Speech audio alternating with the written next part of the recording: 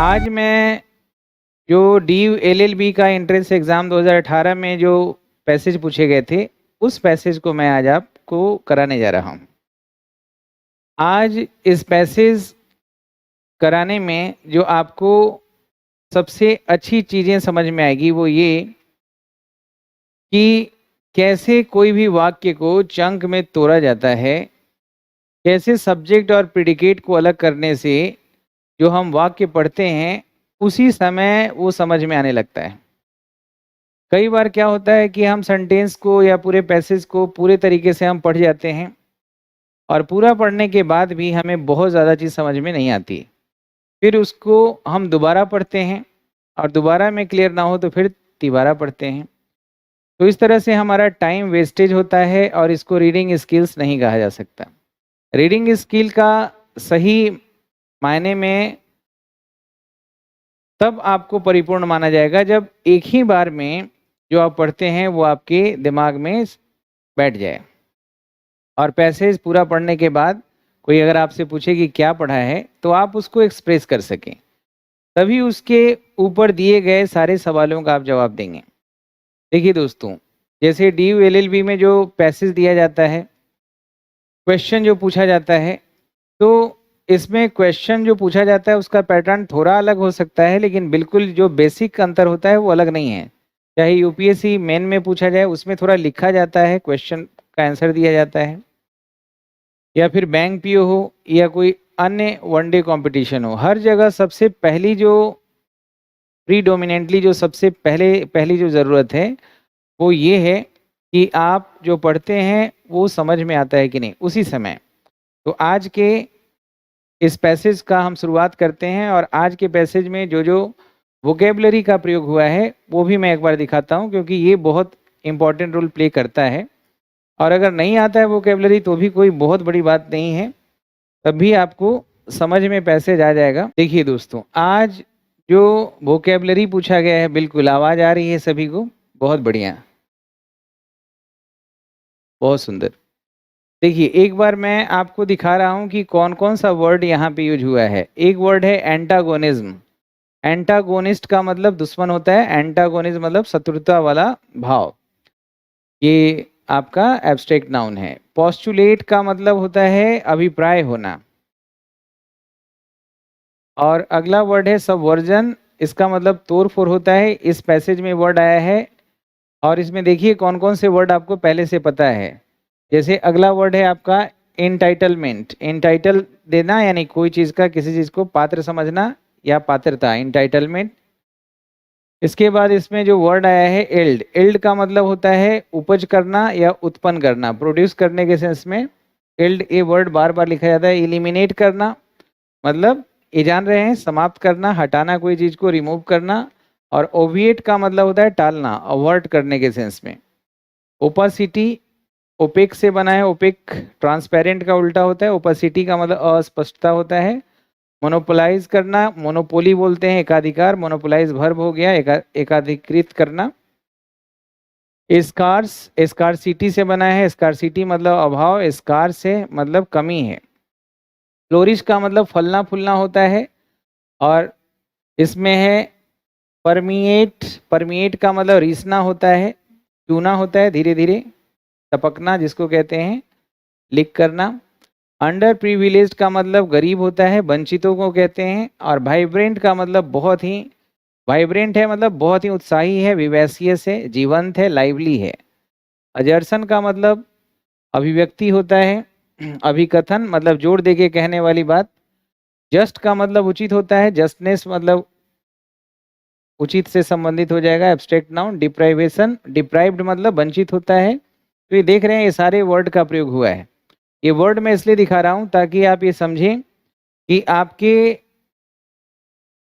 जो routine work में आपको इस बात को शामिल करना है कि जब भी हम कभी कोई पैसेज बना रहे हैं या कोई भी क्वेश्चंस को अटेम्प्ट कर रहे हैं, उसमें अगर कभी भी नया वर्ड आपको दिख रहा है जो आप नहीं जानते हैं, तो उसको ज़रूर अंडरलाइन करें, है ना? उसको ज़रूर अंडरलाइन करें और उसको बाद में नोट कर लें, क्योंकि ये जो आदत है धीरे-धीरे वोकेबलरी के ऊपर इतना स्ट्रॉन्ग कंट्रोल आपका देगा, स्ट्रॉन्ग ग्रिप देगा कि फिर आने वाले जितने भी वर्ड्स हैं वही वर्ड बार बार रिपीट होगा दोस्तों। तो ये सारे वर्ड्स मैंने कराया। इससे एक बात समझ में आया, अगर मैंने 18, 19, 20 वर्ड यहाँ पे लिखे हैं, अगर इसमें 10 से भी कम वर्ड अगर आपको आता है, इसका मतलब कि वाकई आपको ध्यान देने की ज़रूरत है। चलिए, मैंने बोला कि पैसेज को मैं छोटे छोटे टुकड़ों में करके आपको बताऊंगा, मतलब एक एक वाक्य में, और एक वाक्य को भी तोड़ेंगे। तो चलिए तैयार हो जाइए। देखिए इसमें लिखा हुआ है, read the following passage carefully and choose the best answer to each question out of the four alternatives. दोस्तों, क्लास को आगे बढ़ाएं उसके पहले बता दूं कि श्याम शर्मा क्लासेस एक नया कोर्स भी इंट्रोड्यूस किया है श्याम शर्मा क्लासेस के ऐप पे, जो प्ले स्टोर पे जाके आप उसको डाउनलोड करें। स्पेशल इंग्लिश बैच जो है खास करके रिटेन इंग्लिश को मजबूत करने के हिसाब से, और उन बच्चों के लिए जो CAPF के हैं, UPSC मेन के लिए हैं, या UP PCSJ के लिए हैं, या RS राजस्थान PSC के लिए हैं, इन सारे बच्चों के लिए, या वो बच्चे जो चाहते हैं कि वो UPSC का एग्ज़ाम हिंदी मीडियम से ना देखें, इंग्लिश मीडियम से दें, उन सब के लिए स्पेशल इंग्लिश बैच है। आप जाके डेमो वीडियो ज़रूर देखें। बाकी SSC, bank PO, railway, CAPF, ये सब के लिए कोर्स आपको पहले से ही complete English course recorded class मिल रहा है। आप ये सारी जानकारी 9599614791 पे कॉल करके प्राप्त कर सकते हैं। यानी कि पैसेज को ध्यान से पढ़िए, यानी कि पढ़ते समय ध्यान रखिए और पढ़ते समय ही समझिए, दोबारा हमें पढ़ने की ज़रूरत ना हो। हालांकि हर क्वेश्चंस के लिए पैसेज को फिर से प्रिंट कर देता है आपके एग्ज़ाम में, DU LLB वाले में, लेकिन एक बार में ही पढ़ के समझने का आपको डेवलप करना है स्किल्स। तो चलिए, पहला सेंटेंस जो मैंने बोला है, यहाँ पे जो पहला सेंटेंस जो लिखा है उसके बारे में मैंने बोला है कि फर्स्ट सेंटेंस जो ओपनिंग सेंटेंस होता है वो हमारे लिए बहुत ही महत्वपूर्ण होता है, क्योंकि वही बताता है कि ये जो राइटर किस दिशा में हमें लेके चलना चाह रहा है, किस विषय वस्तु के बारे में बात कर रहा है। तो चाहे तो फर्स्ट सेंटेंस से आपको आइडिया मिल जाएगा, तो इसलिए इसको हम आइडिया सेंटेंस भी कह सकते हैं। आइडिया सेंटेंस वह होता है जिससे पूरे पैसेज के थीम के बारे में आपको समझ डेवलप हो जाती है, आइडिया मिल जाता है, विषय वस्तु समझ जाते हैं। तो ये मुख्य रूप से कहाँ होता है, चाहे तो फर्स्ट सेंटेंस होगा या लास्ट सेंटेंस कंक्लूजन जहाँ होगा वहाँ होगा, या कभी कभी फर्स्ट सेंटेंस को इधर उधर की बातों से भी शुरू करके बीच में भी आइडिया सेंटेंस हो सकता है। आइडिया सेंटेंस को समझना बहुत ज़रूरी है, राइटर के माइंड तक पहुंचना भी बहुत ज़रूरी है, वाक्यों को तोड़ना बहुत ज़रूरी है। तो सब्जेक्ट और प्रेडिकेट में सबसे पहले हम वाक्यों को तोड़ते हैं। देखिए, पहला जो सेंटेंस है, civil and political rights and socio economic rights do not, तो डू यहाँ पे वर्ब है, तो वर्ब के पहले जितना भी हो गया, ये जो डू है आपका, ये हमारा वर्ब हो गया, ठीक है ना। तो इसके पहले जितना भी है, civil and political rights and socio economic rights, ये हमारा सब्जेक्ट है।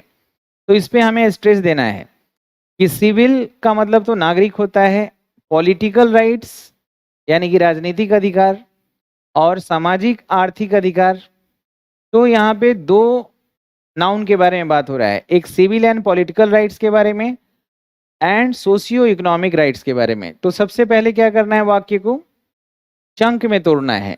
मैं क्या पढ़ा रहा हूँ कि एक बार में ही आपको पढ़ के समझना है, दोबारा अगर पढ़ना पड़ रहा है या तिबारा पढ़ना पड़ रहा है, यानी कि रीडिंग स्किल्स आपका जो है अभी डाउटफुल है, वो अभी अच्छा नहीं हुआ है। तो हमने सब्जेक्ट को देखा कि civil and political rights and socio economic rights, ये दोनों की बात एक साथ हो रही है।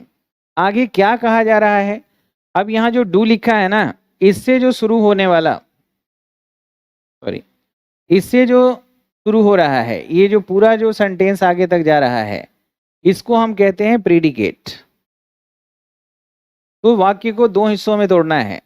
ये ऊपर वाला जो हो गया, यहां से आपका राइट्स तक, ये हो गया हमारा सब्जेक्ट, ठीक है, और वर्ब से जो शुरू होगा वो पूरा जो होता है प्रेडिकेट। तो कोई भी वाक्य हो उसमें दो पार्ट तो करना ही है, सब्जेक्ट और प्रेडिकेट। प्रेडिकेट क्या होता है, प्रेडिकेट वो होता है वाक्य का हिस्सा जो बताता है सब्जेक्ट के बारे में कि सब्जेक्ट क्या है, सब्जेक्ट के बारे में आप क्या सोचते हैं, मतलब सब्जेक्ट से संबंधित सारी जानकारी कहाँ होती है? प्रीडिकेट में। और प्रीडिकेट कहाँ शुरू होता है? सब्जेक्ट के बाद वर्ब आता है, वर्ब से लेके पूरा अंत तक जो होता है वो प्रीडिकेट होता है सिंपल सेंटेंस में। सही है? तो यहाँ पे क्या समझ में आ रहा है? आप जरा खुद गेस करिए। Do not exist negative statement है, do not exist in a state of antagonism. Antagonism जो वर्ड आपने को लिखा था, तो in a state of antagonism, antagonism भी नेगेटिव वर्ड है, शत्रुता का भाव होना, मतलब आपस में नहीं पटना। तो नॉट भी जो है नेगेटिव है और एंटागोनिज्म भी नेगेटिव है, तो ये स्टेटमेंट हो गया पॉजिटिव, यानी सब्जेक्ट के बारे में पॉजिटिव कह रहा है। तो पहला वाक्य को ध्यान से पढ़ना है, मतलब बाकी सेंटेंसेस की तुलना में ज्यादा समय लेना है। यानी कि civil and political rights and socio economic rights, समझ रहे हैं? यानी कि नागरिक के राजनीतिक अधिकार और सामाजिक आर्थिक जो अधिकार हैं, do not exist in a state of antagonism, यानी कि इन दोनों में कोई शत्रुता का भाव नहीं है। कि मतलब एक रहेगा सिविल एंड पॉलिटिकल राइट्स रहेगा तो सोशियो इकोनॉमिक राइट्स नहीं रहेगा, और सोशियो इकोनॉमिक राइट्स अगर रहेगा जनता को मिलेगा तो पॉलिटिकल राइट्स नहीं मिलेगा। ऐसी बात नहीं है। तो नेगेटिव दो स्टेटमेंट मिलके, दो वर्ड मिलके इस स्टेटमेंट को पॉजिटिव कर दिया है। Do not exist in a state of antagonism, मतलब दोनों में मैत्रीतापूर्ण व्यवहार है ना? यानी कि दोनों एक दूसरे के पूरक हैं। यानी कि सिविल एंड पॉलिटिकल राइट्स जब होगा तभी वहां पे सोशियो इकोनॉमिक राइट्स मिलेगा। दोनों एक दूसरे के विरोधी नहीं हैं। Do not exist in a state of antagonism, मतलब शत्रुता के अवस्था में एक दूसरे के साथ एग्जिस्ट नहीं करते, बल्कि मैत्रीपूर्ण। तो ये भाव निकालना है। तो ये भाव निकालना, जैसे हम कहते हैं कि वह बहुत मेहनत कर रहा है एग्जाम के लिए, वह बहुत मेहनत कर रहा है एग्जाम के लिए, तो इसका मतलब हो गया कि उम्मीद है कि पास हो जाएगा, मेहनत बहुत कर रहा है। अगर हम कह रहे हैं कि वह बिल्कुल ही मेहनत नहीं कर रहा है, एग्जाम एकदम सर पे है, सालों भर पढ़ा नहीं और अभी भी नहीं पढ़ रहा है और एग्जाम एट हैंड है, तो हम भाव निकाल लेते हैं कि अच्छा तो इसका रिजल्ट अच्छा नहीं होगा। तो वहां लिखा हुआ नहीं है कि रिजल्ट अच्छा नहीं होगा, लेकिन हम भाव निकालते हैं। समझ रहे हैं ना? तो इसको हम इन्फ्रेंस करना कहते हैं। तो यहाँ पे जो फर्स्ट सेंटेंस है उसी सेंटेंस को हम आइडिया सेंटेंस कहेंगे। ठीक है? तो क्या समझ में आया किस चीज के बारे में पैसेज है? पैसेज कह रहा है कि नागरिक के राजनीतिक अधिकार और उसका सामाजिक आर्थिक अधिकार एक साथ ही दोनों मिलता है। ये दोनों अधिकार जो हैं एंटागोनिस्टिक नेचर के नहीं है एक दूसरे के, यानी कि दोनों एक दूसरे के पूरक हैं। यही बात पूरे पैसेज में बताई जाएगी। तो हमें मिल गया, पहले से पता है कि ये विषय वस्तु है, तो उसी तरह से दिमाग चलना शुरू किया। समझ गए? अब अगला वाक्य जो दे रहे हैं उसको भी समझिए, यहां देखते चलिए।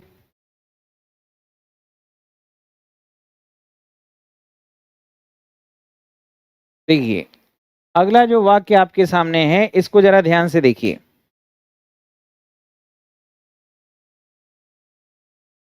और पढ़िए।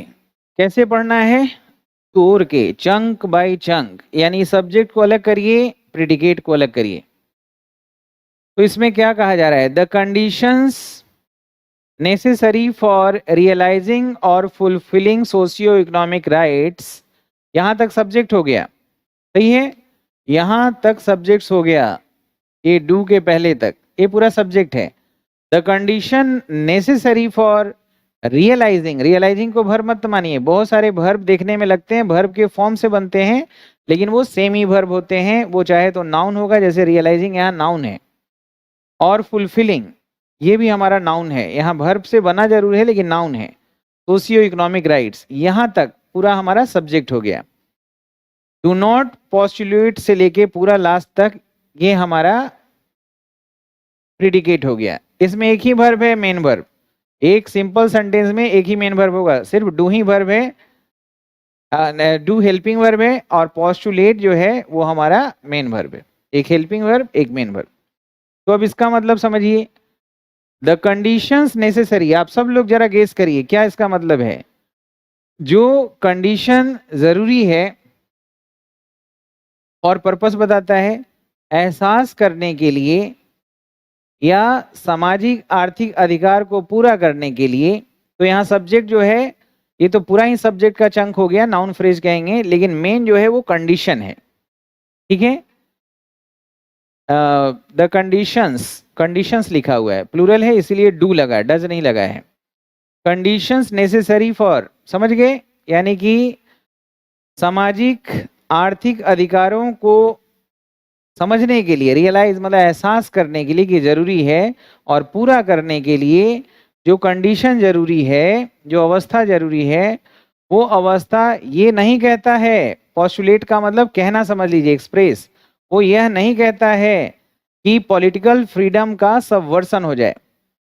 अब सबवर्सन वर्ड मैंने पहले ही बताया, सबवर्सन का मतलब तोड़फोड़, मतलब अगर आप किसी को अपने राज्य में जहाँ पे सामाजिक आर्थिक अधिकार मिल रहा है, तो ऐसा नहीं है कि सामाजिक अधिकार मिल रहा है तो पॉलिटिकल फ्रीडम तहस नहस हो जाएगा। तो पहला बात आपने वाक्य में ही पढ़ा था ना, उसी का एक्सटेंशन मान के चलिए।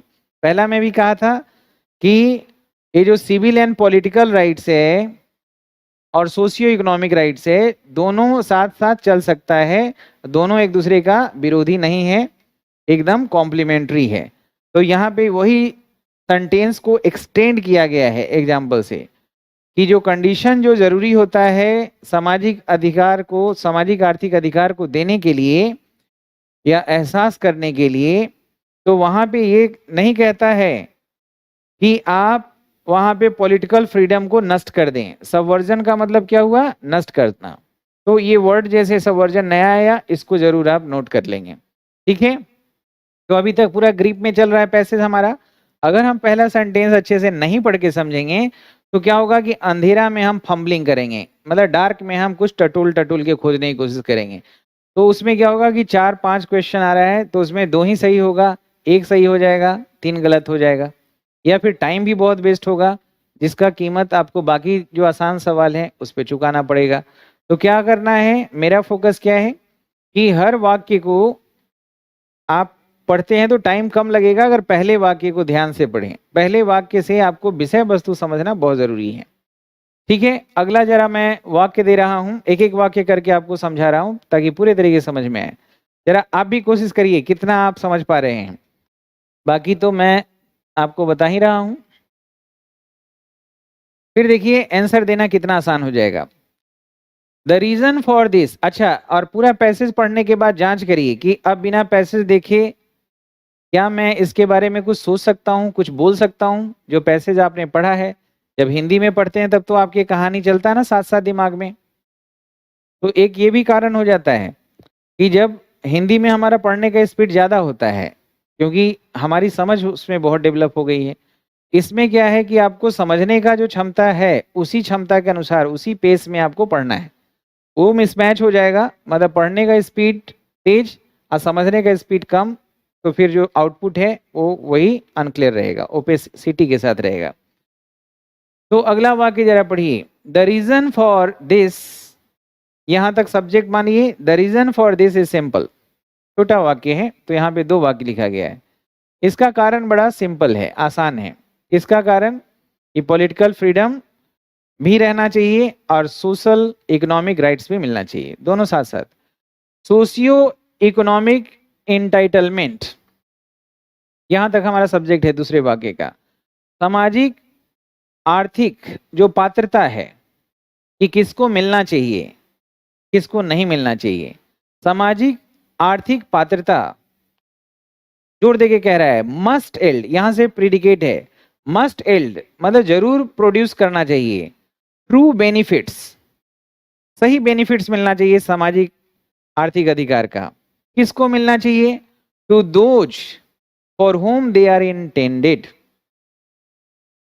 यानी कि रीजन बड़ा सिंपल है, बताया जा रहा है कि रीजन बड़ा सिंपल है कि क्यों पॉलिटिकल फ्रीडम भी होना चाहिए, सामाजिक आर्थिक अधिकार तभी जनता अवेल कर पाएगी, फायदा उठा पाएगी। रीजन बड़ा सिंपल है कि सामाजिक आर्थिक पात्रता का सही बेनिफिट जो मिलना चाहिए वो उन्हें ही मिलना चाहिए जिसके लिए ये है। ऐसा ना हो कि जिसको नहीं मिलना चाहिए वो ज्यादा प्राप्त कर ले और जिसको मिलना चाहिए उसको मिल ही नहीं रहा है। समझ रहे, इस डायरेक्शन में बढ़ रहा है। अगला जरा वाक्य देखिए, इसमें है दिस कैन बी अचीव्ड, मतलब कैसे सामाजिक आर्थिक अधिकार प्राप्त किया जाए, जो व्यक्ति जिसकी जरूरत है वहां तक। तो यहाँ पे बड़ा सिंपल वाक्य में लिखा है दिस कैन बी अचीव्ड, छोटा चंक, ऐसे छोटे छोटे टुकड़ों में पढ़ना है। दिस कैन बी अचीव्ड, तो हम तुरंत समझ रहे हैं पॉजिटिव बात कह रहा है राइटर यहाँ, ये प्राप्त किया जा सकता है सैद्धांतिक रूप से by eliminating rent seeking behaviour.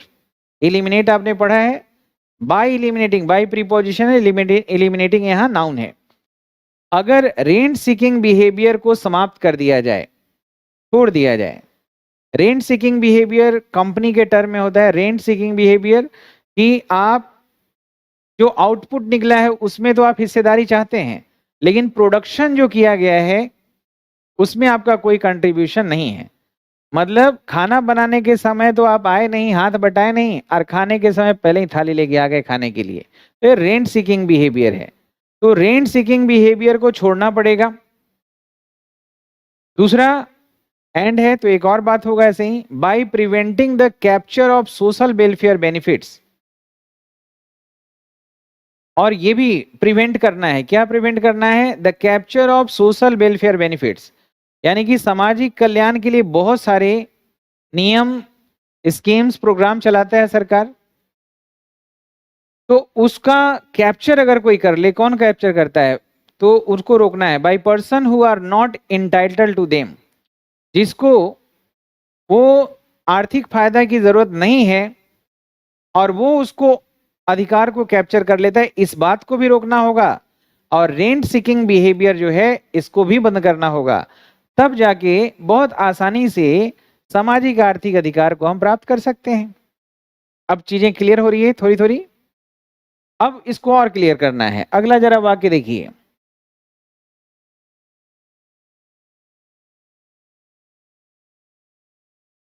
देखिए यहां पे लिखा हुआ है capture of social welfare, capture of social welfare benefits, यहां तक हमारा पूरा सब्जेक्ट है।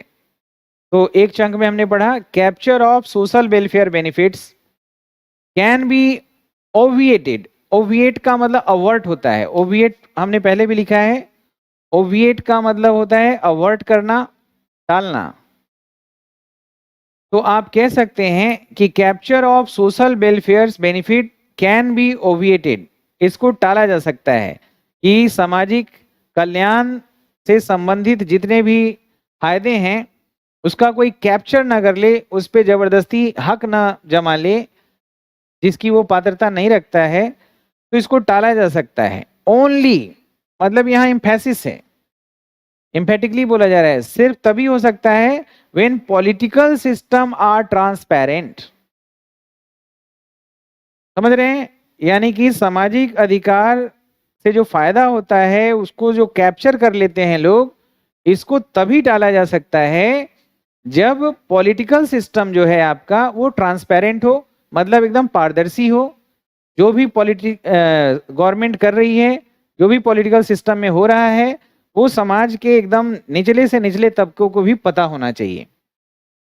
सही है, ये बात है। And when there is a free flow of information, free flow एकदम चारों तरफ जो भी हमारी स्कीम आ रही है, जो भी चीजें हैं वो हर लोगों तक, यानी कि कोई भी सेक्शन ऑफ द सोसाइटी हो, देश के किसी भी हिस्से में एकदम इंफॉर्मेशन का फ्लो होना चाहिए, फ्रीली, मतलब वो चीज वहां तक पहुंचे, उनके पास तक पहुंचे, चाहे किसी भी माध्यम से, रेडियो, सोशल मीडिया, न्यूज़पेपर, जैसे भी पहुंचाना चाहिए। तो समझ रहे हैं कि ऐसा नहीं है कि लोग जो जिनको हक नहीं है वो इन चीजों को प्राप्त कर सकते हैं। ये बहुत सारी चीजें दिमाग में चलती है, जो आप पढ़ते हैं ना, तो दिमाग में वो सारी चीजें तस्वीर बनती है, ये बनना बहुत जरूरी है। आप जब कोई कहानी पढ़ते हैं, नोवेल पढ़ते हैं अपने पसंदीदा भाषा में, तो आप इसको एंजॉय इसलिए करते हैं कि वो सारी चीजें दिमाग में चलती है। किस पात्र के साथ आप जुड़ाव रखते हैं, किससे आपका क्लोजनेस हो जाता है, किस पे आपको हंसना आता है, रोना आता है, गुस्सा आता है। तो आपके अंदर में वो सारे इमोशनल जो क्रियाकलाप है वो होता है कहानी के साथ साथ। लेकिन पैसेज पढ़ते समय अगर हम नहीं समझेंगे तो भाव नहीं होगा।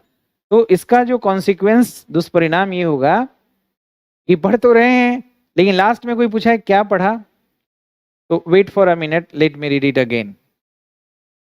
तो आपने पढ़ा क्यों फिर? इसलिए आपको पढ़ने का स्किल डेवलप, रीडिंग अलग होता है, रीडिंग स्किल्स अलग होता है। रीडिंग स्किल्स मतलब पढ़ते समय वो बातें दिमाग में है। अब चूंकि हम सीख रहे हैं, सीखने में तो टाइम लगेगा। अब हम पैसेज बता रहे हैं, इसमें आपको हम टाइम लगा रहे हैं बहुत, क्योंकि हम पढ़ा नहीं रहे, पैसेज को समझा रहे हैं क्या आपको कैसे पढ़ना है। सही है दोस्तों? तो ये वाला आपने समझ लिया। अगला जो वाक्य है इसमें देखिए, इसमें लिखा हुआ है ओपासिटी। ओपासिटी का मतलब क्या होता है? ओपेक का मतलब अपारदर्शक और ट्रांसपेरेंट का मतलब पारदर्शक होता है। तो ओपासिटी उसी से बना है, ओपेक से। ओपासिटी, पहला वाक्य में कहा कि ट्रांसपेरेंसी होना चाहिए, फ्री फ्लो ऑफ इंफॉर्मेशन होना चाहिए, सोसाइटी के सब लोग को अगर पता चले कि क्या क्या स्कीम आया है उनके लिए, तो आसानी से गवर्नमेंट के पॉलिटिकल सिस्टम जो है वहां ट्रांसपेरेंसी है तो सब कुछ ठीक है। लेकिन ओपासिटी होगा तो क्या हो जाएगा? ठीक है, उस लाइन से कनेक्ट हो रहा है। अगर अस्पष्टता हो तो ये हमारा सब्जेक्ट है, इंश्योर हमारा वर्ब है, सुनिश्चित करना। अस्पष्टता सुनिश्चित करता है benefit to those who monopolize scarce economic resources. इसका मतलब है कि अगर अस्पष्टता है तो ये बेनिफिट मिलता है उन लोगों को जो इसके पात्र नहीं है, लेकिन वो मोनोपोलाइज करते हैं, एकाधिकार समझते हैं कि नहीं ये इस पे मेरा ही हक है। और यहाँ रिसोर्सेज जो है, इकोनॉमिक रिसोर्सेज है, वो स्कार्स में है। स्कार्स मतलब बहुत कम है, स्कार्सिटी है, शॉर्टेंड है, और उस पे वो अपना अधिकार समझते हैं कि बाकी को क्यों दे, हमारा ही अधिकार है। लेकिन ये स्थिति आएगी कब? जब हमारा पॉलिटिकल सिस्टम ट्रांसपेरेंट ना हो के ओपेक हो, यानी ओपासिटी। ओपासिटी से सवाल बना है।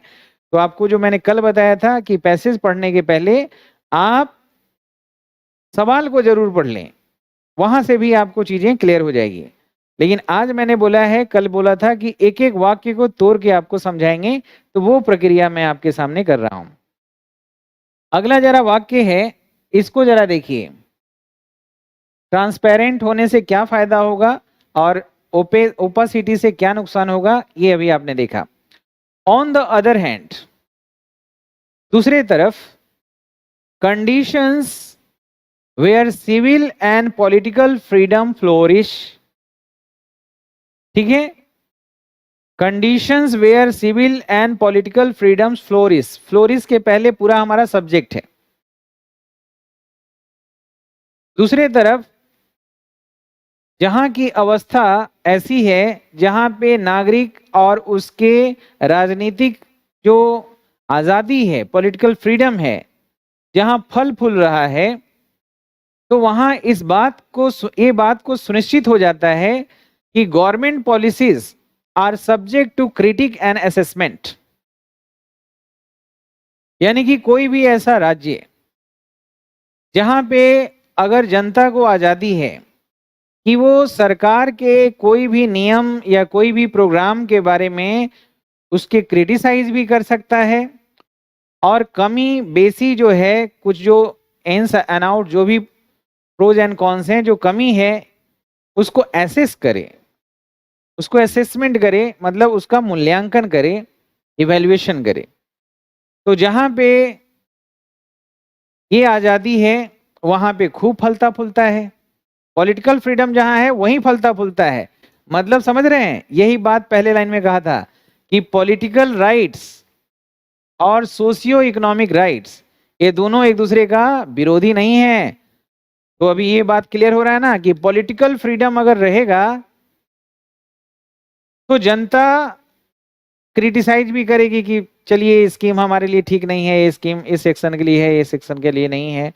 असेसमेंट हो रहा है तो वहां पे जो है ये खूब सोशियो इकोनॉमिक क्या होता है, फलता फूलता है।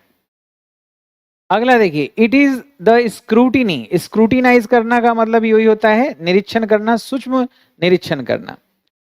It is the scrutiny, it is से बोला जा रहा है मतलब इम्फेसाइज किया जा रहा है। इट इज आई, मैं ही तो हूं। इट इज ही, वही तो है। इट इज दे, वही लोग तो हैं। और इट के बाद सब्जेक्ट सिंगुलर प्लूरल सब लगता है, लेकिन वर्ब सिंगुलर ही लगाना है। इट इज स्क्रूटिनी, यह वही स्क्रूटिनी है, जांच है, जो सब सर्व्स, सर्व का मतलब होता है कि सेवा देना, और सब सर्व मतलब सहायता करना, जो सहायता करता है उद्देश्य को, जो ये उद्देश्य को जो सुनिश्चित करता है कि सामाजिक आर्थिक फायदा एक्चुअली प्रीमिएट का मतलब होता है रिसना, उसके पास पहुंचना चाहिए, जो अंडर प्रिविलेज्ड है, जो वंचित है, और जिसके लिए ये बना हुआ है। समझ रहे हैं? तो जैसे जहां पे पॉलिटिकल फ्रीडम है वहीं स्क्रूटिनी होगा, वहीं असेसमेंट होगा, तो वही लाइन का एक्सटेंशन है। देखिए, जब भी आप कोई वाक्य पैसेज लिखते हैं, पैराग्राफ लिखते हैं, ऐसे लिखते हैं, तो ऐसा नहीं होता है कि एक सेंटेंस जो लिख रहे हैं तो दूसरा सेंटेंस का पहला सेंटेंस से कोई कनेक्शन ना हो और तीसरा सेंटेंस से कोई कनेक्शन ना हो। उसमें एक एक चीज को एलाबोरेट किया जाता है। फर्स्ट सेंटेंस जो लिखा उसका एलाबोरेशन दूसरा सेंटेंस, दूसरा सेंटेंस का एलाबोरेशन तीसरा, तीसरा का एलाबोरेशन चौथा, चौथा सेंटेंस का एलाबोरेशन पांचवा। ऐसे करके आप लिखते हैं तो वो रिदमिक वे में चलता है, यानी कि उसमें लयबद्धता होती है। तो इसमें आप सिर्फ पढ़ना नहीं सीखते, आप ये भी सीखते हैं कि अगर लिखना हो तो लयबद्धता, जैसे एक सेंटेंस का दूसरा सेंटेंस एलाबोरेशन कर रहा है, एक्सटेंशन है उसका, समझिए। सही है? तो पहला में असेसमेंट था, वहीं से स्टार्ट किया है, और इसी बेसिस पे इसको जब समझते हैं तो आप रीअरेंजमेंट करना, बड़े बड़े वाक्यों को, सब कुछ आप कर लेते हैं आसानी से। इट इज द स्क्रूटिनी, ये जांच है, जो जांच से ही तो फायदा होगा ना, सहायता करेगा, ताकि सुनिश्चित हो सके सामाजिक आर्थिक बेनिफिट्स उनको जिनके लिए ये खास तौर पे बना है, जो अंडर प्रिविलेज्ड हैं, वंचित हैं, गरीब हैं। सही है? अगला वाक्य जरा देखिए, इसमें थोड़ा सा मैं रेस्ट करते हुए आपको कहूंगा कि आप जरा समझिए इसको, बताइए इसका क्या हिंदी होना चाहिए। अगर मैं यहां पे कह रहा हूं कंडीशंस ऑफ फ्रीडम, यानी कि आजादी की अवस्था, एंड अ वाइब्रेंट एजर्सन। वाइब्रेंट का मतलब जीवंत होता है, कहते हैं ना बड़ा ही वाइब्रेंट जगह है ये, मतलब कुछ अच्छा लग रहा है। वाइब्रेंट एजर्सन, एजर्ट मतलब जोर देके कहना, यानी कि वाइब्रेंट यानी कि बहुत ही जीवंत होके खुले विचार अपने रखें, वाइब्रेंट एजर्सन, और फ्रीडम की अवस्था of civil and political rights. अगर ऐसा हो तो क्या होगा, ये प्रमोट करेगा, ये बढ़ावा देगा। अगर वहां पे पॉलिटिकल फ्रीडम है, अपने बातों को दमखम के साथ रखने का, क्रिटिसाइज करने का, पॉलिसीज का, अगर ये हमारा अधिकार है तो इससे फायदा होगा, प्रमोट करेगा। प्रमोट मतलब ऊपर बढ़ाएगा। क्या? A constant review of the justness of socio economic programmes. Constant review होता रहेगा कि जो भी प्रोग्राम आ रहा है, जो 50 साल पहले आया है, जैसे बहुत सारा है। अभी जैसे कुछ दिन पहले न्यूज में आया था कि जो जो मेडिकल का एग्जाम लेते हैं सेंटर, जो जिसको नीट कहते हैं, तो नीट में सभी को रिजर्वेशन था, एससी को था, एसटी को था, सबको था, लेकिन ओबीसी को नहीं था। बाकी सारे स्टेट में जो मेडिकल कॉलेजेस हैं वहां पे था, लेकिन नीट में नहीं था। तो असेसमेंट हुआ, बहुत आवाज उठा उधर साउथ से, खास करके चेन्नई हाई कोर्ट ने में पहला मामला आया था, और चेन्नई हाई कोर्ट ने फैसला भी दिया था कि नहीं, सबको मिल रहा है तो इनको भी मिलना चाहिए। तो आखिर जनता वहां पहुंचा, एक पॉलिटिकल पार्टी डीएमके पहुंची थी, फिर बाकी जगह भी ओबीसी वाले आवाज उठाए, और आवाज उठा, इस बात को रिव्यू किया गया, तब तो ये पास हुआ। तो यही कहा जा रहा है कि अगर फ्रीडम वाला कंडीशन है, जहां पे अपनी बातों को एजर्सन से रख सकते हैं लोग, तो वहां पे जो है कांस्टेंट रिव्यू होता रहेगा कि जस्ट मतलब उचित होता है कि कोई जो सोशियो इकोनॉमिक प्रोग्राम है वो उचित है, अनुचित है, एंड ऑफ देयर इफेक्टिवनेस, और उसका प्रभाव का भी असेसमेंट होगा, और इन एड्रेसिंग डिप्राइवेशन एंड वांट, और इसमें इस बात का संबोधित किया जाएगा, एड्रेस मतलब संबोधन करना, कि डिप्राइवेशन, जो लोग वंचन हैं, यानी जो बच गए हैं, जिनको नहीं मिला है, वांट, जिसकी जरूरत है, वहां तक ये पहुंचना चाहिए। तो ये ऐसी अवस्था होनी चाहिए स्टेट में। ठीक है, चलिए ये सारे सपोर्टिंग डिटेल्स हैं। मेन डिटेल तो पहला सेंटेंस ही होता है दोस्तों।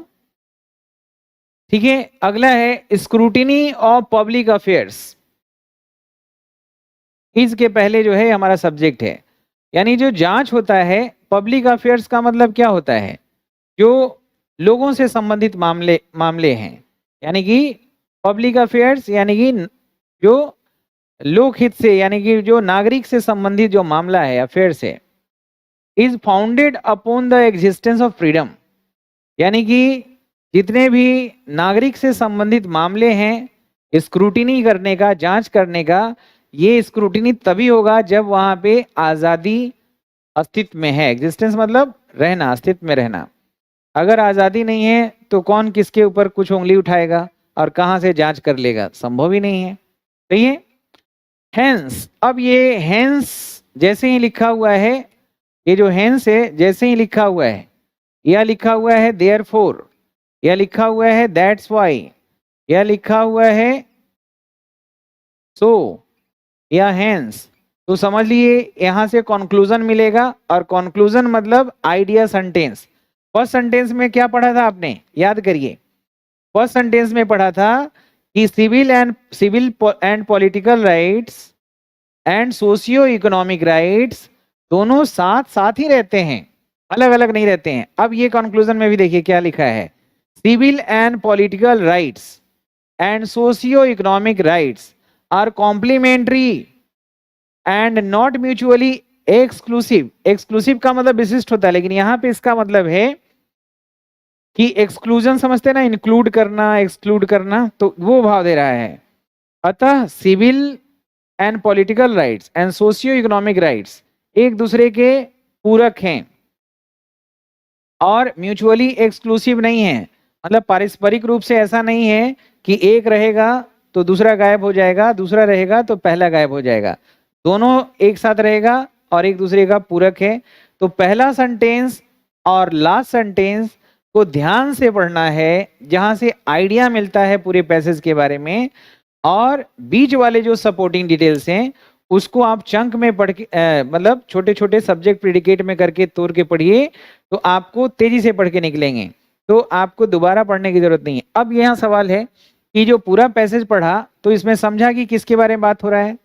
बिल्कुल समझ गए। पहला वाक्य जो लिखा हुआ था उसमें यही था कि जो नागरिक का राजनीतिक अधिकार है और सामाजिक अधिकार जो है, आर्थिक अधिकार, वो दोनों एक साथ म्यूचुअली एग्जिस्ट कर सकता है और एक दूसरे का पूरक है।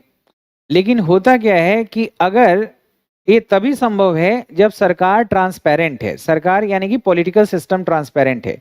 अगर पॉलिटिकल सिस्टम ट्रांसपेरेंट नहीं है, ओपेक है, अपारदर्शी, अप्रत्यक्ष तरह से चीजें हो रही है, वहां इंफॉर्मेशन का फ्लो नहीं है, लोगों को जानकारी नहीं है नए नए स्कीम्स के बारे में, तो वो जो कम है रिसोर्सेज, इकोनॉमिक रिसोर्सेज, उसको मोनोपोलाइज कर लेते हैं कुछ खास लोग जो समझते हैं कि इस पे मेरा एकाधिकार है।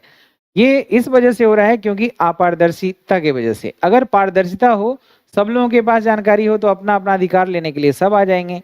तो ये जो मुख्य विषय है कि अगर कहीं पे भी अगर सोशियो इकोनॉमिक राइट्स लोगों को मिल रहा है तो वहां पे पॉलिटिकल फ्रीडम है, लोगों को बोलने की आज़ादी है।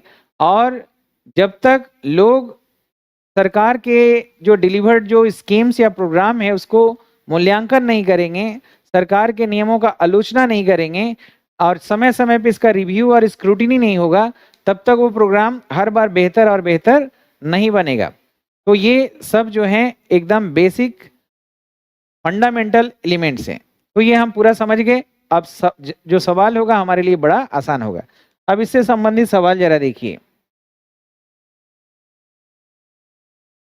देखिए पहला सवाल आपके सामने है, इसको जरा आप खुद से आंसर दीजिए और मैं चाहता हूं कि आपका आंसर मैं देखूं। इसमें मैं कोई हेल्प नहीं करूंगा, मैं सिर्फ पढ़ना बता रहा हूं। आंसर मैं बताऊंगा लेकिन आप जरा जवाब दें, क्या हो जाएगा? According to this passage assertion of right, यानी अजर्सन मतलब जोर से बोलने के जो अधिकार हैं वो क्या है? फाउंडेड अपॉन, ये तो अस्पष्ट है, इनकम्प्लीट ऑप्शन है। इसको डिस्करेज करना चाहिए, यानी बोलने का जो अधिकार है वो डिस्करेज करना चाहिए। इस पैसेज के अनुसार राइटर क्या कह रहा है? इसको डिस्करेज किया जाना चाहिए।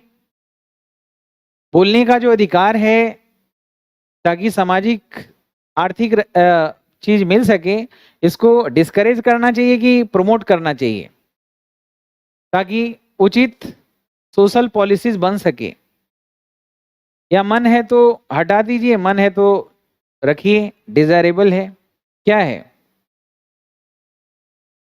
डिजायरेबल का मतलब ऐच्छिक होता है।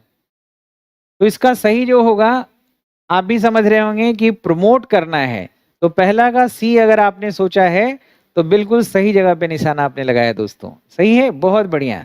ऋषि प्रकाश जी सही जवाब दे रहे हैं, बहुत बढ़िया।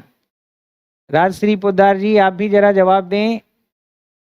दिव्या सिंह जी सी बोली हैं, बहुत बढ़िया, बहुत सुंदर। पिंकी गिरी, इनका भी सी जवाब है, बहुत सुंदर, बहुत बढ़िया, क्या बात है, जबरदस्त। इसका मतलब मैं बहुत ही होनहार बच्चों को पढ़ा रहा हूं जो देश के बड़े बड़े जगहों पे जाके अपना कोर्ट में, हाई कोर्ट में, सुप्रीम कोर्ट, हर जगह अपना झंडा फहराएंगे, बहुत बढ़िया। और आप लोगों का इंग्लिश बहुत बढ़िया होना चाहिए, इस बात का ध्यान रखें। कुछ मंत्र मैंने दिया है कि जब भी कोई भी विषय पढ़ रहे हैं, जहाँ पे भी अगर इंग्लिश के कुछ वर्ड्स अगर आपको मिलते हैं उसको जरूर नोट करें। एक दिन आएगा कुछ दिन के अंदर में ही, कुछ महीनों के अंदर में, जब आपके लिए कोई भी नया वर्ड आपके सामने नहीं होगा। और न्यूज़पेपर अंग्रेजी का तो पढ़ना अनिवार्य है, आप जरूर कम से कम हेडलाइन पढ़ना शुरू करिए और जो न्यूज़ अच्छा लगे उसको डिटेल में जाइए। पूरा पेपर पढ़ने की जरूरत नहीं है, लेकिन पढ़ना रोज जरूरी है। एक भी बच्चे का जवाब गलत नहीं है, राजश्री भी सही है, अपूर्वा मिलन भी सही है, बहुत सुंदर, बहुत सुंदर। चलिए अगला जरा सवाल देखिए और तैयार हो जाइए।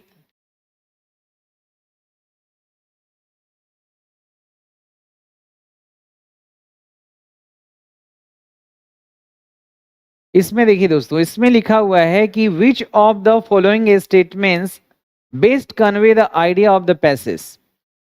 तो पहला जो ऑप्शन था उसमें जो था, मैं बता दूं कि ऑप्शन भी तैयार करता है जो क्वेश्चन सेट करने वाले, क्वेश्चन सेटर, तो वो क्या करता है कि कोई ऑप्शन जो है आधा सच और आधा गलत रहेगा।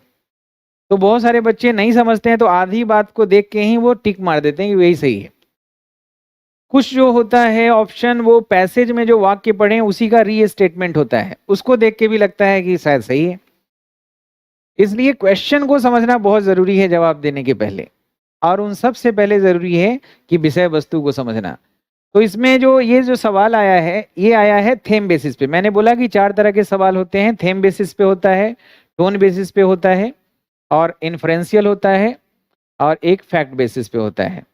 तो ये जो सवाल हैं ये थेम बेसिस पे हैं। कौन सा इसमें जो ऑप्शन है जो सही तरीके से आइडिया को एक्सप्रेस करता है इस पैसेज का? अब मैं ऑप्शन धीरे धीरे दिखा रहा हूं, ऑप्शन चारों पहले पढ़ लीजिए। Civil and political rights and social and economic rights. कौन सा ऑप्शन एकदम सही बात कह रहा है कि जो पैसेज में लिखा है वही बात कह रहा है, आइडिया बताना है। Civil and political rights and social and economic rights are oppose to each other. ये कह रहा है कि नागरिक और राजनीतिक अधिकार जो हैं और सामाजिक आर्थिक अधिकार हैं एक दूसरे का विरोधी है। पहला ऑप्शन यही कह रहा है, आप जरा देखिए। दूसरा ऑप्शन जो है दोस्तों, इसमें कहा जा रहा है कि political freedom must be compromise to realize rights, यानी कि आप अधिकारों को तभी समझ पाएंगे जब पॉलिटिकल फ्रीडम लोगों का काट लिया जाए, उनसे कॉम्प्रोमाइज कर लिया जाए, पॉलिटिकल फ्रीडम्स को दबा दिया जाए। अब आप देखिए सही है कि क्या। तीसरा है बेस्ट आइडिया बताना है, यानी थीम बताना है कि ये पैसेज का जो मुख्य क्रक्स है वो आइडिया एक्सप्रेस कौन से ऑप्शन से हो रहा है? जैसे इसमें लिखा हुआ है दोस्तों, existence of criticism of government is a proof of vibrant assertion of civil and political rights. यानी कि अगर हम सरकार की आलोचना करते हैं, जहां पे सरकार की आलोचना की जा सकती है, तो वहां पे ये सबूत है कि वहां पे वाइब्रेंट असर्शन होगा of civil and political rights का, मतलब एक्सप्रेस होगा वहां पे। ये बात सही है। देखिए आप, ट्रांसपेरेंसी अगर रहे तो सुनिश्चित होता है कि एक उचित, इक्विटेबल का मतलब जस्ट, उचित डिस्ट्रीब्यूशन होगा रिसोर्सेज का, संसाधनों का सही डिस्ट्रीब्यूशन तभी होगा जब ट्रांसपेरेंसी हो। तो ये चार में कौन कौन से ऑप्शन सही हैं? इसमें ऑप्शन जरा ध्यान से देख के बताइएगा। इसमें ये हो सकता है कि दूसरा और चौथा सही है, पहला और दूसरा सही है, पहला और तीसरा और चौथा। ये आंसर बताना है। मतलब दो स्टेटमेंट सही हैं और दो स्टेटमेंट गलत हैं। तो दोस्तों, आपके हिसाब से क्या होना चाहिए? आपके जवाब मुझे अब चाहिए। दूसरा चौथा, पहला दूसरा, पहला तीसरा और तीसरा चौथा। आप जरा देखिए, civil and political rights and social एक दूसरे का विरोधी है, पॉलिटिकल फ्रीडम कम कर देना चाहिए। तीसरा चौथा क्या होगा? अरे वाह, क्या बात है! अगर जिन्होंने डी बोला है तीसरा और चौथा, तो बिल्कुल सही बोला है। ट्रांसपेरेंसी तो होना ही चाहिए। और एग्जिस्टेंस ऑफ क्रिटिसिज्म आपके तीसरे पैराग्राफ में बोला था कि जहां पे क्रिटिसिज्म होता है, असेसमेंट होता है, वहां पे ये सारी चीजें खूब फ्लोरिश होता है, फलता फूलता है। तो तीसरा और चौथा दोनों सही है, बिल्कुल सही है। बहुत सही, बहुत सुंदर जवाब दे रहे हैं दिव्या सिंह, कुमार, सौम्या, ये भी सही जवाब है इनका। यूबी का भी सही है, पिंकी का भी सही है, बहुत बढ़िया, बहुत बढ़िया। राजश्री का भी सही है, अपूर्वा का भी सही है, बहुत बढ़िया। अब अगला जरा सवाल देखिए दोस्तों, देखिए समझना बहुत जरूरी है। अगर पैटर्न आपका सही है तो आउटपुट सही होगा। Good way has good in, bad way has bad in. यहां पे देखिए, इस पैसेज में पूछा, इसमें क्वेश्चन जो है उसको पढ़िए। इस पैसेज के अनुसार कैप्चर ऑफ सोशल बेनिफिट्स, जो लिखा हुआ था ना उस पैसेज में कि सोशल बेनिफिट्स को कैप्चर कर लिया जाता है कुछ लोगों के द्वारा जो उसकी पात्रता नहीं रखते हैं, इंटाइटल भी नहीं है, है ना, लेकिन मिलना चाहिए उनको जिनकी ये एक्चुअली जरूरत है। तो बताइए, ये जो कैप्चर ऑफ सोशल बेनिफिट्स के बारे में पैसेज में क्या क्या कहा गया है? क्या ये कहा गया है कि इससे जिम्मेदारी बढ़ता है, अकाउंटेबिलिटी बढ़ जाती है, अकाउंटेबिलिटी को सुनिश्चित करता है? क्या कैप्चर ऑफ सोशल बेनिफिट को डिस्करेज किया जाना चाहिए to ensure equitable distribution of resources? B. C है, इज एन एविल नेसेसरली, जरूरी है, ये बुराई है लेकिन जरूरी है। डी है, should be encouraged to maintain free flow of information, क्या इसको इनकरेज किया जाना चाहिए to maintain free flow of information? कौन सा सही लग रहा है?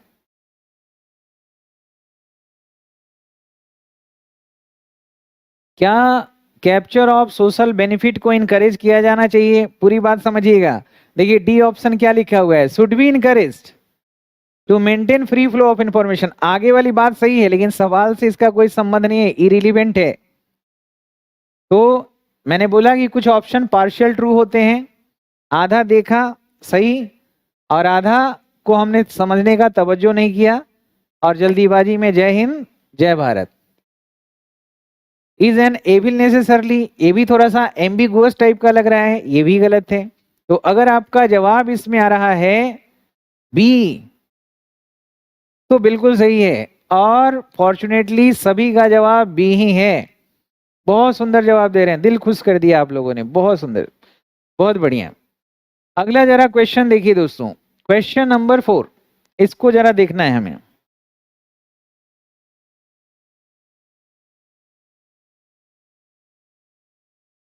देखिए ओपासिटी, ओपासिटी जो है ओपेक से बना है, इसका मतलब क्या होता है? ठीक है।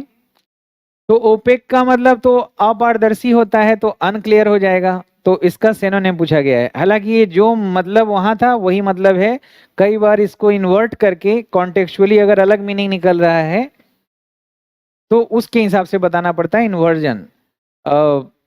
लेकिन यहाँ पे बिल्कुल फैक्चुअल क्वेश्चन है, तो अगर सी आपने लिखा है बिल्कुल सही है। ओपासिटी का मतलब ट्रांसपेरेंट नहीं होता ना, वो ट्रांसपेरेंट एक दूसरे का उल्टा हो जाता है। ट्रांसपेरेंट का उल्टा ओपेक, तो ओपेक का जो मतलब है अनक्लियर है। तो इसमें 4 ही सवाल बने हैं। तो दोस्तों कल मैं आपको मतलब अगला जो वीडियो दूंगा वो आपका जो ड्यू एलएलबी 2017 में जो पैसेज पूछे गए हैं उसको मैं आपके सामने रख के बताऊंगा। तो आप ऐसा करिए कि 2017 के जो ड्यू एलएलबी में जो एंट्रेंस एग्जाम में जो पेपर आए हुए हैं कॉम्प्रिहेंशन का, उसको आप पहले से बनाइए और देखिए कि कितना आपको जो जो चीज मैंने बताया है उसको इम्प्लीमेंट करके देखिए कितना आसान हो रहा है या नहीं हो रहा है। और बाकी कोई ग्रामर का अगर समस्या हो तो मेरे YouTube चैनल पे श्याम शर्मा क्लासेस पे जाके कुछ ग्रामर के टॉपिक्स आप जरूर क्लियर करें, जैसे खास करके टेंस का, कंडीशनल का, मूड का, मॉडिफायर का। ये जो है आपके लिए बहुत काम आएगा। और जो मैंने कुछ एक ट्रांसलेशन का सीरीज दिया है जिसमें कम से कम 50-60 वीडियोज हैं, उसको आप जरूर देखिए, आपके लिए बहुत काम का चीज है, आगे के लिए भी बहुत यूजफुल होगा। चलिए दोस्तों अगले वीडियो मिलते हैं, तब तक अपना ख्याल रखें, हंसते रहें, मुस्कुराते रहें। जय हिंद, जय भारत।